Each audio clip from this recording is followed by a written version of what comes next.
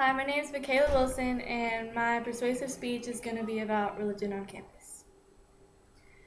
Religion on campus, a battle our founding fathers unknowingly caused. It has been an arising issue over the past few decades, an issue affecting people all around the world in more ways than one. Should there be a wall of separation between an individual student's religious beliefs and what they learn at school during their everyday life? Many think yes, and many think no. Religion should be allowed on all campuses. The First Amendment protects everyone's rights to their choice of religion. The First Establishment Clause prohibited the act of creating an official religion for this country, as well as choosing one religion over another. In the government, it has been declared that some interference with religion was necessary and constitutional. Many people believe that the First Amendment clearly requires a separation of church and state. It doesn't. The First Amendment has two parts. The first, often referred to as the Free Exercise Clause, states that Congress shall make no law prohibiting the free exercise of religion. The second, called the Establishment Clause, states that Congress shall make no law respecting establishment of religion. In 1947, there was an issue that involved a New Jersey town that reimbursed parents for the cost of transporting their children to school, including parochial, in this case, Catholic schools. The court decided that it was constitutional, but the amendment still applied.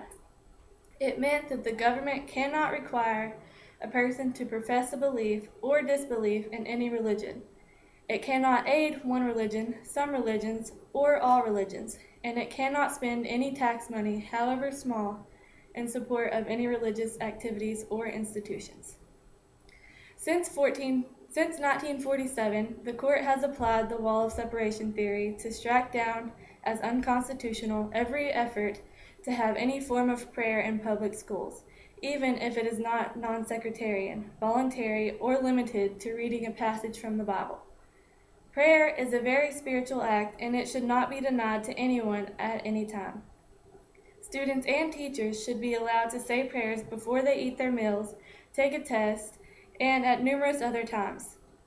In 1962, Angel v. Vitale, the Supreme Court ruled it unconstitutional for state officials to compose an official school prayer and require its recitation in schools, even if it was non-denominational and students could choose not to participate.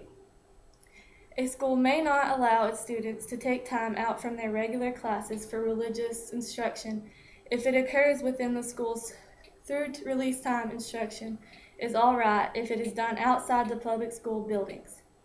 The school prayer decisions, in particular, have provoked a storm of controversy, but efforts to get Congress to propose to the states a constitutional amendment authorizing such prayers have failed.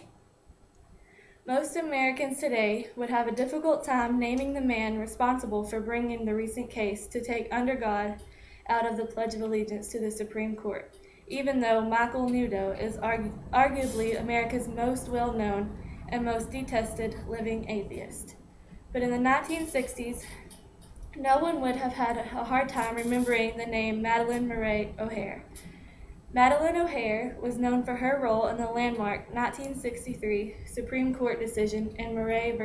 Curlett, which combined with Abington v. Skimp, ended school prayer in public schools across the United States and turned her into the self-described most hated woman in America.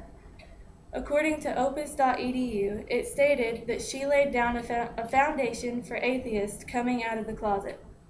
She also challenged the School Board of Baltimore to remove Under God from the Pledge of Allegiance and filed suit over Maryland's Moment of Silence law, also without success.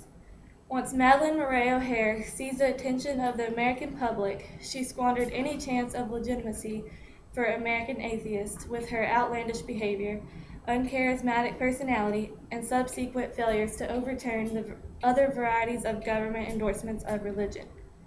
In 1971, Lemon v.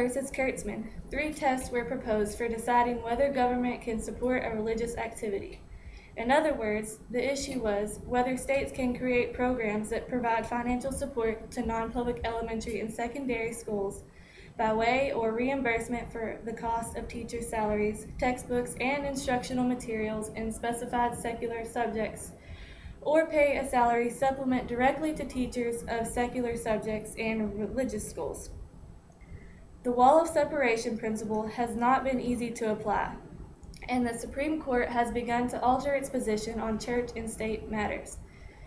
The court has tried to sort out the confusion by creating a three-part test to decide under what circumstances government involvement is inappropriate. The involvement is constitutional if it has secular purpose, if its primary effect neither advances nor inhibits religion, or if it does not foster an excessive government entanglement with religion. Religion is almost completely absent from our schools in America today. The main reason why religion is clearly absent is that schools across America have misinterpreted the saying, separation of church and state. This does not appear in the Declaration of Independence or Constitution. It does not say that you can't study religion, so they could teach it instead of preach it.